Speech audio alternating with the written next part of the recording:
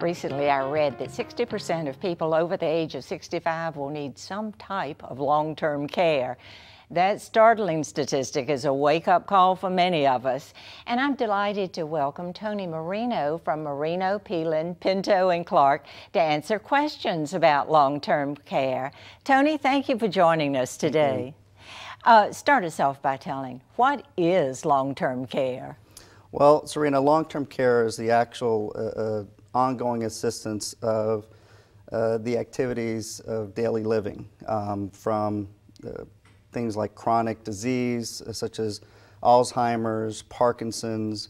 It could be a stroke. It could even be an accident. Bottom line is that all these activities that we have that are necessary for leading a normal life is where long-term care really comes in. There are 6 different activities of daily living, otherwise known as ADLs. These are eating, dressing, getting dressed, bathing,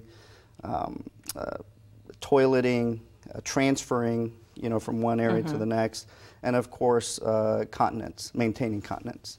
And so, if I were getting a long-term care policy, I would want to get something that would cover these needs. But if I'm getting a long-term care policy, is that going to take over my life? What is a long-term policy not?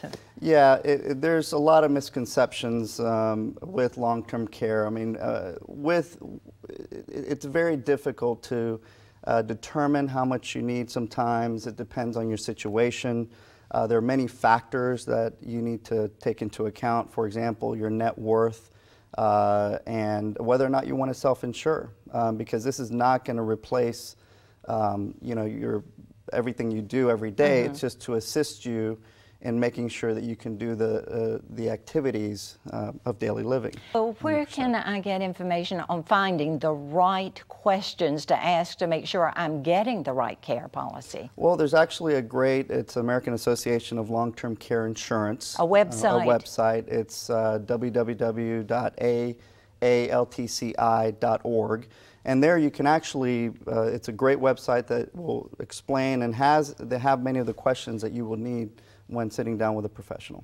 All right, so I go to talk to my financial planner. How can I be certain that my planner is well versed in long-term care policies? Well, just like an attorney that may have their master's in taxation, such as LLM, certified financial planner, there's actually a designation that an advisor can obtain through taking additional courses. It's considered a long-term care professional, LTCP, and that's someone that I would highly recommend meeting with. So I should ask my advisor.